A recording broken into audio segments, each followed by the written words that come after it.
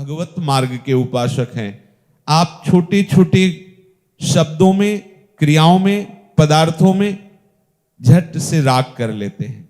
आपको रसेंद्री के अनुकूल वस्तु मिली, आज ये बहुत चटपटा, बहुत मीठा, बहुत अनुकूल, तो आपको बड़ाई करके उसकी नहीं पाना है। आहा जीवन, ऐसा नहीं बोलना है, ठीक है, प्रभु का प्रसाद है। वस्तु का राग पूर्वक भोग करना, सुखद लगना, ये आपके लिए नया संस्कार बन रहा है। यम ही न व्यथ्यन्ते थे, हमारे अंदर वेग आते हैं, जैसे रसेंद्री का वेग। आज अमुक पदार्थ पाते हैं, आज ये मिलता तो यार अच्छा होता, आज चलो ये, अब ये वेग आया। जो ज्ञान मार्ग के पथिक होते हैं वो विवेक के द्वारा इस वेग का शमन कर लेते हैं कि ये रसेंद्री की मांग है, नहीं देंगे, और उल्टा भी इसके चल देते हैं। वो मांग रहा है कि ऐसा ऐसा, तो बिल्कुल उसके उल्टा, आज व्रत रहेंगे, कुछ नहीं पाएंगे। जो ज्ञानी जन है, भक्तजन इसे बहुत ही सरस कर देते हैं। क्या? अच्छा ये पदार्थ पाना है, तो जो विरक्त है वो अपने उस वेग का समन करते हैं ऐसे कि देखो अगर भगवान की इच्छा होगी तो प्रसाद रूप में मिल जाएगा। अगर आपके पास सुविधा है और आप वो भोग बना सकते हैं जो आपकी रसेंद्री के वेग में आया है, तो आप उस भोग को बनाकर श्री जी को पवाइए।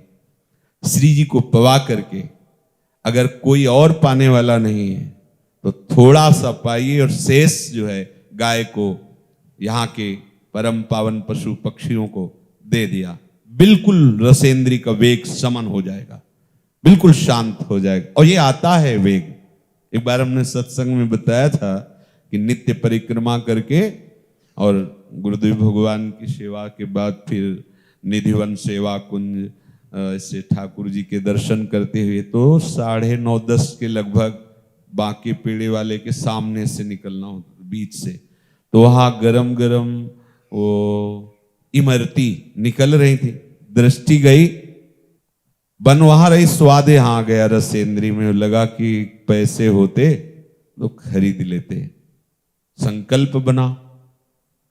ये सब घंटों में नहीं होता, सेकंडों में होता। जो ही संकल्प बना, सामने एक ब्रजवासी प्रणाम किया, 50 रुपया दिए। अब कहा नहीं नहीं नहीं बाबा, 10 कदम आगे निकल चुके थे, लौटे, इमरती ली, और जब चले तो बहुत जलन हुई। संकल्प बना, पैसा मिला, इमरती ली। अब इमरती तो जाके रख दी, फिर गुरुदेव भगवान के पास गए। वह महाराज जी, ये ऐसी हमारे अंदर वृत्ति आई और ये विधान बना, कैसे छोड़ा जा सकता है? मीठा से राग है, तो जहां कहीं दिखाई देता है मीठा पदार्थ तो महाराज जी का कोई बात नहीं, ये रहता है। पूज्य राधा बाबा के जीवन चरित्र में वो उन्होंने कहा कि कहीं ऐसा कोई न समझे कि जैसे मीठे पे राग है तो उसको ब्रह्मबोध नहीं हुआ है, भगवत प्राप्ति नहीं हुई। नहीं तो मीठे के क्या, रसना के जितने स्वाद सब फीके पड़ जाते हैं। तो उन्होंने अपने जीवन की बात बताई कि भाई जी से पूछा कि सब समझ में आ रहा है, पर जब मीठा सामने आता है तो पाने की इच्छा हो जाती है। तो वहां बताया कि इसमें पूर्वाभ्यास और शरीर में उसकी मांग। तो अगर स्वाभाविक आकाश वृत्ति से, भगवत प्रसाद से मिल जाता है तो उसमें हर्षित ना होके पा लेना कोई दोष नहीं है। महाराज जी ने कहा कि तो वो जो इमरती लाए हो भोग लगा के थोड़ा किनका लेना, बकाया सब बांट देना, ना बांटना हो तो यमुना जी में पधरा देना, पाना मत। ये अगर आप पा रहे हैं तो उसमें बार बार अंदर चलाइए कि प्रियाजू का प्रसाद है, प्रियाजू ने पाया है, प्रियाजू का उच्छिष्ट इसमें मिला। पदार्थ की सुखद बुद्धि होने न पावे। रसेंद्री के वेग को सहने के लिए अपने पास बहुत अच्छा उपाय है। श्री प्रियालाल को अर्पित करना, अर्पित करके थोड़ा पाना और शेष बांटना, और उसमें भी प्रियाजू के प्रसाद की भावना। प्रसाद तो हुआ ही, अगर आपने सीधे पदार्थ का भोग किया तो नवीन राग संस्कार बन जाएगा। अब हमारी रसेंद्री में जो वेग आता है, समन का भाव मिला, यही मुख में एक और इंद्री है जिसे कर्मेंद्री कहते हैं, वाक इंद्री। ये बहुत अपराध कराती है, इसका भी वेग आता है, गैस सी बनती बोलने का होता है। जिनको सही मार्ग नहीं मिला तो ऊट पटांग ही बोलते हुए चलते हैं, ऊट पटांग ही ऐसे, वेग है, वाणी का वेग है। अब वाणी के वेग को संभालना उपासक का अत्यंत आवश्यक कार्य है, क्योंकि सबसे ज्यादा अपराध वाणी से ही बनते हैं। किसी की निंदा करना, किसी को कर्कश कठोर वचन बोलना, परुख वचन कबहु न कहाए, व्यर्थ की बातें करना। लोगों का स्वभाव घंटों कोई सिर पैर नहीं है, बस बात ही बात होती चली जा रही, ऊर्जा नष्ट कर रहे व्यर्थ की बातों में। ग्राम्य कथाएं, लोक कथाएं, राज कथाएं, विषय वार्ता और निंदा स्तुति, ये सब व्यर्थ में हमारी आध्यात्मिक शक्ति को नष्ट करने वाली क्रियाएं हैं। मौन रहिए। बोलने का बहुत अंदर से वेग आ रहा है, वाणी का वेग आता है, उस समय आप नाम कीर्तन कीजिए, उस समय आप वाणी का गायन कीजिए। श्रीमद चतुराशी जी, श्रीमद राधा सुधा निधि जी, श्री 42 लीला जी, महान, खूब जोर जोर से गाइए। अपने पास वाणी के वेग को शांत करने के लिए बहुत बढ़िया उपाय। श्रीमद चतुराशी जी शुरू कर दी, उच्च स्वर से गाना तो 1 घंटा 45 मिनट। श्रीमद राधा सुधा निधि तो लगभग 2 घंटे। 2 घंटे में तो पसीना आ जाएगा और मन होगा कि अब मौन हो जाए, वाणी का समन हो। व्यर्थ वार्ता करने वाला उपासक अंतर्मुख हो ही नहीं सकता। अंतर्मुख हुए बिना परमार्थ की पगडंडी नहीं मिलती। हमारी यात्रा अंतर से है, बाहर से नहीं। बाहर कितना दौड़ो वो बात नहीं बनेगी, अंतर्मुख होकर।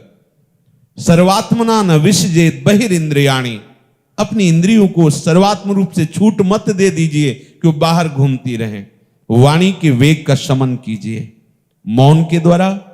भगवन नाम कीर्तन, भगवत लीला गुणगान, भक्त चरित्रों का गायन, इसके सिवा मौन। अगर ये सत्संग स्वीकार करोगे तो भगवान इसका फल बता रहे हैं। सो अमृतत्वाय कल्पते, वो अमृत पद का अधिकारी हो जाता है, वो अमृत पद पे आरूढ़ हो जाता है। अभी हम मृत को स्वीकार किए हैं। शरीर मृत है, जन्मा है मृत्यु लोक में, इसका नाम मृत्यु है, मृत्यु लोक है। हाँ, यहां सब मृत है, जो देख रहे हो सब मृत है, सबका परिवर्तन होता है।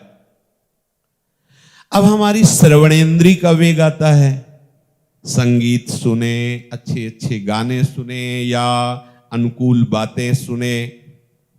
हमें श्रवणेंद्री को भी बचाना है पर निंदा श्रवण से, स्वयं की प्रशंसा श्रवण से और विषय की बातें श्रवण करने से।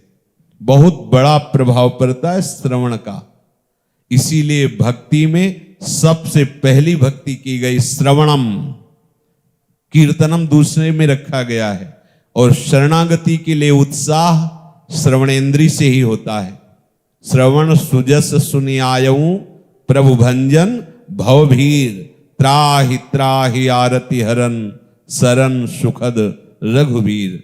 जब हम अपने श्रवणेंद्री को भगवत चर्चा, भगवन नाम, भगवत भक्तों के चरित्र सुनाते हैं तो श्रवणेंद्री का वेग शमन करने की सामर्थ्य आ जाती है।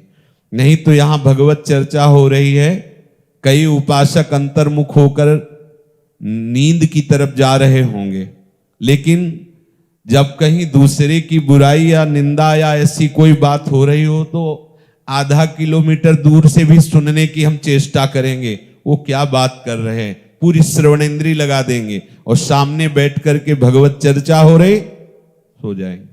क्या सुना? बहुत अच्छा था। क्या बहुत अच्छा था? हाँ, बहुत अच्छा था, बस आगे नहीं। आप देख लो इसमें है, क्योंकि बढ़िया समय है सुबह सुबह का और सब शांत है, तो ये आवाज माइक की भी उसको विक्षेप नहीं पहुंचाएगी, सो जाएगा। क्योंकि इस समय भागवतिक वातावरण है तो इंद्रियों को विश्राम मिलता है, और अगर वो भगवत मार्ग में प्रवीण नहीं तो तमोगुण निद्रा में प्रवेश कर जाएगी। इसीलिए देखो ना आप कथावार्ता, ये इंद्रियों का जो चांचल्य है इस समय स्वाभाविक भागवतिक वातावरण से समन हो रहा है, और आपकी आध्यात्मिक मार्ग की प्रवृत्ति बढ़ी नहीं है तो तमोगुण में चली जाएगी। तो हमारी श्रवणेंद्रिय इतनी प्रवीण हो, एक एक शब्द हमारे कान में जा रहा है। आहा, जिनके श्रवण समुद्र समाना, कथा तुम्हारी सुभग सरिनाना, भरे ही निरंतर हो ही न पूरे। जिनके श्रवण कैसे? बोले समुद्र के समान। समुद्र के समान का तात्पर्य जैसे बहुत सी नदियां समुद्र में जाती है पर कभी समुद्र उफान नहीं भरता, ऐसे ही भगवद वार्ता सुनते सुनते हमारे कान कभी ऐसा नहीं कि बहुत सुन चुके वही बात बार बार सुना रहे, ऐसे उसे नवम नवम, उसे नया नया रस लगेगा। ऐसा लगेगा ओहो ये तो हम पहली बार सुन रहे, कितनी अमृतमयी बात है। हम श्रवणेंद्रिय के वेग को इस तरह से समन करें। हमारी घ्राणेंद्रिय सुगंध चाहती है, बहुत बढ़िया उपाय है। श्री प्रियाजू की प्रसादी इत्र आदि, प्रसादी पुष्पमाला आदि, हम कोई भी सुगंध ऐसे लेकर के अमनिया प्रयोग न करें, तो घ्राणेंद्रिय में जो सुगंध लेने का वेग है उसका शमन हो जाएगा। अब सबसे ज्यादा बिगाड़ करने वाली जो हमारी मनोवेग की वृत्ति है, वो 5 ज्ञानेंद्रियों को लेकर के विचरण करती है प्रकृति में, विषयों में। अब इस मन के वेग को सहना बहुत कठिन होता है।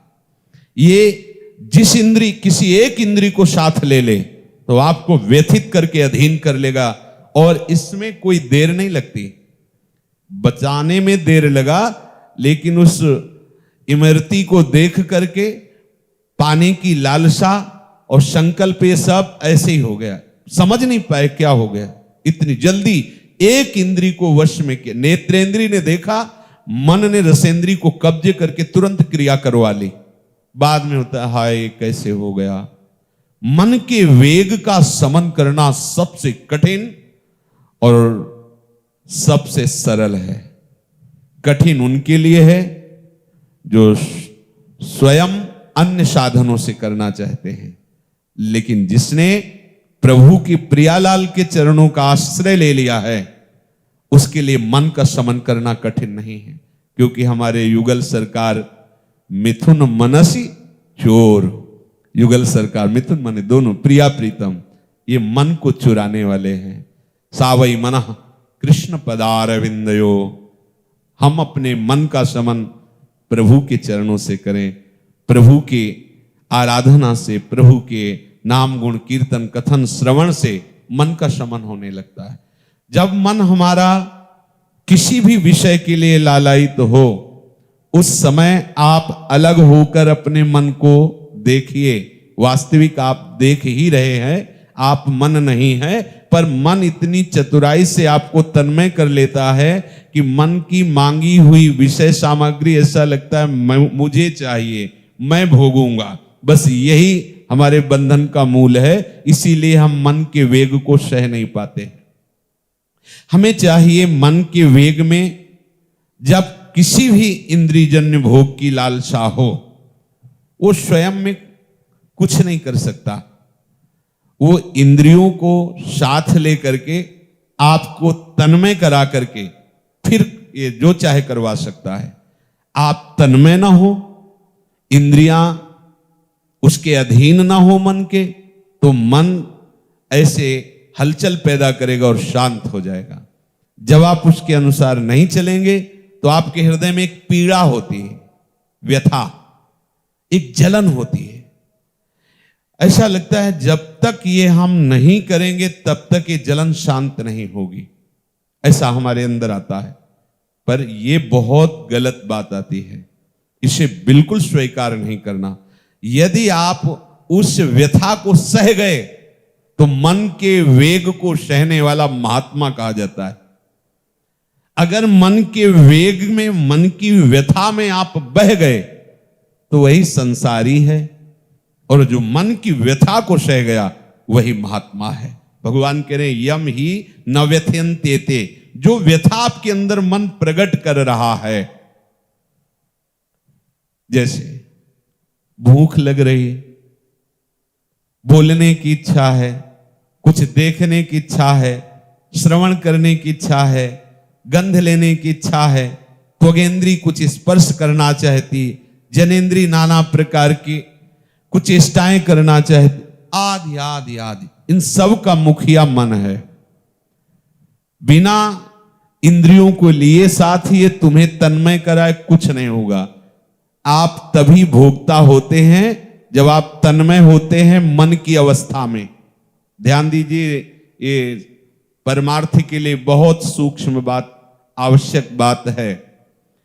ये मन हमको तभी, ये मन ही माया है, यही जाल फेंकता रहता है। मन मारिया तन बस में कीन्हा, हुआ भरम सब दूर, बाहर से कछु दिखत नाही, अंदर चमके नूर, आपो त्याग जगत में बैठे, नहीं किसी से काम, उनमें तो कछु अंतर नाही, संत कहो चाहे राम। समझ रहे, चाहे उन्हें संत कहो या भगवंत कहो, एक ही स्थिति हो गई। हमारे बंधन का कारण ये मन है। ये मन जब विषयों का संकल्प करता है, इंद्रियों के द्वारा विषयों की चेष्टा करता है, विषयों का ही विचार करता है, विषयों का ही चित्त के द्वारा चिंतन होता है, यही हमारा बंधन है। और यही मन जब प्रभु का चिंतन करता है, इंद्रियों के द्वारा सारी चेष्टाएं प्रभु के लिए होती हैं, तो यही मन भगवत स्वरूप हो जाता है, यही परम पद का अधिकारी हो जाता है, यही मन कृष्ण स्वरूप हो जाता है। मन की व्यथा को सहना है। ठीक है, आप उससे अलग नहीं हो पा रहे हैं, तो जैसे हम कांटा निकालने के लिए कांटा चुभन को, दूसरे कांटा चुभन को जो निकालने के प्रयास में कष्ट हो रहा है, हम सहते हैं, दुख होता है पर हम सहते हैं। तो प्रारंभिक ऐसा शुरू कर दो कि मुझे भगवत प्राप्ति करनी है, मुझे सहन करना है। भगवान आदेश करे तास्ति तितिक्षस्व भारत, उसको सहो। पर हम क्या करते हैं, इतने मन में तन्मय हो जाते हैं कि लगता है अब जो होगा सो देखा जाएगा। अब जो व्यथा हृदय में है, जो जलन है, उसको अब हम शांत करते हैं। पहले ये खा लेते हैं, ये सूंघ लेते हैं, ये देख लेते हैं, ये सुन लेते हैं, ये भोग लेते हैं। ऐसा आप भगवत मार्ग के उपासक हैं? नहीं, उसको सहे। क्यों? क्योंकि मुझे भगवत प्राप्ति करनी है। अगर आप नहीं सहते हैं तो आप निश्चित समझिए आप चलते दिखाई देंगे, लेकिन आपकी यात्रा नहीं हो रही परमार्थ की। देखने को लगता है बहुत बच्चापन भरा हुआ है। परमार्थ के मार्ग में अवस्थाएं भले हो गई हैं, 50 की, 60 की, 40 की, 30 की, अभी बच्चापन, अभी शुरुआत नहीं हुई परमार्थ की। क्योंकि भगवत मार्ग में चलने का दृढ़ उद्देश्य आपके अंदर जागृत नहीं हुआ है। नहीं तो देखिए, जब ध्रुव जी अपने पिता के द्वारा की हुई प्रतिकूलता, माता के द्वारा, जो दूसरी माता है उनके द्वारा दिए गए कटु वचन असहनीय लगे, देखो कहां उनका चित्त गया। वो द्वेष नहीं किए, भगवान के चरणों में चित्त गया कि मुझे भगवान से प्राप्त करना है। यदि ये जागतिक संबंध वाले पिता और ये विमाता ऐसे वचन और ऐसी चेष्टा करें, तो मैं उस परम पिता से वस्तु की प्राप्ति करूंगा। और अपने माता के चरण स्पर्श करके उनसे आदेश लिया और चल पड़े। देखना परमार्थ मार्ग के पथिक को कितना दृढ़ होना चाहिए। जे ही चले ते ही उन्हीं भगवान से प्रेरित होकर देवर्षि नारद जी आए और कहा, बेटा ध्रुव तुम किस लिए जा रहे हो? तो उनका, भगवान की आराधना करके वो पद प्राप्त करूंगा जो हमारे पिता और पितामह को भी प्राप्त नहीं है। मैं समझ रहा हूं तुम राजकुमार हो, तुम्हारे पिता ने तुम्हें गोद में नहीं बैठाया, तुम्हारी माता ने कटु वचन कहा, पर मैं अभी तुमको लेके चलता हूं और गोद की क्या बात, मैं आज्ञा करूंगा तो महाराज उत्तानपाद अभी तुम्हारा अभिषेक कर देंगे। चलो, ये अवस्था तुम्हारी वनवास की नहीं है, तपस्या की नहीं। चलो अभी मैं तुम्हें राजपद पर विराजमान करता हूं, क्योंकि मेरी आज्ञा का उल्लंघन महाराज उत्तानपाद नहीं कर सकते। देखो भक्त का चिंतन कैसा होता है। विचार किया कि अभी तो भगवान के मार्ग में कदम रखा है और जिस सिंहासन पर आरूढ़ मेरा पिता मुझे गोद में नहीं बैठाल पाया, माता की कुचेष्टा के कारण, उनके कर्कश वचनों के कारण, वही राज्य मुझे, वही सिंहासन मुझे मिल, अब तो रुक ही नहीं सकता। अब तो प्रमाण हो गया कि निश्चित भगवत कृपा हमारे ऊपर है। अब यहां उपासक की स्थिति को देखिए। अगर थोड़ा सा भी वृत्ति में लौकिक सुख की भावना दृढ़ होती तो भगवत आराधना का मार्ग छूट जाता और कहते चलो, लेकिन उनका नहीं, मैं क्षत्रिय राजकुमार हूं, एक बार जो निश्चय करता हूं किसी भी स्थिति में उसे मैं छोड़ता नहीं हूं। अब तो बिना भगवत साक्षात्कार किए पीछे नहीं लौट सकता। अरे नहीं, वहां तुम समझते नहीं, बड़े बड़े भयावह सिंह आदि और बड़े बड़े राक्षस राक्षसियां और कितना कष्ट जंगल में है। बोले कुछ भी हो, मृत्यु से बढ़कर नहीं। अब मैंने निश्चय कर लिया, देखा चेला पक्का है, द्वादशाक्षर मंत्र का उपदेश करके साधना पद्धति बता दी। अपने लोग परमार्थ पे चल रहे। ऐसा कोई कष्ट नहीं है जिस कष्ट का पूर्व ऋषियों ने सामना किया है। कौन सा कष्ट है? आप विचार करके देखिए। पूर्व के महापुरुषों ने लिखा है, वृंदावन वास कठिन मोरे माई। उन्होंने कठिनता का, ऐसे बड़े बड़े मच्छर लताएं खूबती ना, जहां बैठो वहीं कितनी कितनी समस्या। उदर पोषण के लिए मथुरा और दूर दूर जाना पड़ता था। एकदम हर कष्ट को सहकर भगवत प्राप्ति का उत्साह बढ़ाया इस मार्ग के उपासकों ने। अपने लोग जरा सी भी कष्ट की आभास वृत्ति को नहीं सह पाते। कष्ट नहीं, कष्ट की आभास वृत्ति को, कहीं ऐसा ना हो जाए। कैसे हम भगवत मार्ग के पथिक हैं? कैसे? भगवान कह रहे हैं जो सह जाता है। देखो कितना बढ़िया अवसर है, जब अपने को अपमान मिले तो उसी समय तुरंत विचार करो, ये हमारी उपासना को परिपक्व करने के लिए परीक्षा हो रही, अवसर मिला है, सहते हैं। राधा राधा राधा, अंदर राधा। और अगर नाम नहीं चल रहा, भगवत चिंतन नहीं, तो आप नहीं सह सकते, पक्का नहीं सह सकते। अगर नाम चल रहा है और आपके अंदर ये चिंतन आ गया, एक प्रभु ने भेजा इसे, ओहो अब हमारी अंदर की भूमिका बढ़ने वाली है। बोले अब सालाना परीक्षा आ रही, अब 5 से 6 में जाएंगे। उत्साह होता है विद्यार्थियों को जो पढ़ाकू होते हैं, पढ़ने वाले, और जो खेलने में इस समय व्यतीत किया वो भयभीत हो जाते हैं। परीक्षा आएगी तो कैसे उत्तर दे पाएंगे, उत्तर नहीं होगा तो नंबर नहीं मिले, नंबर नहीं होगा तो फेल हो जाएंगे तो घर वाले पीटेंगे। और जो पढ़ने में चित उनका उत्साह होता है, ऐसे ही जो भगवत प्राप्ति का दृढ़ निश्चय करके इस मार्ग में चले हैं, उनको जब कोई भी प्रतिकूल परिस्थिति आती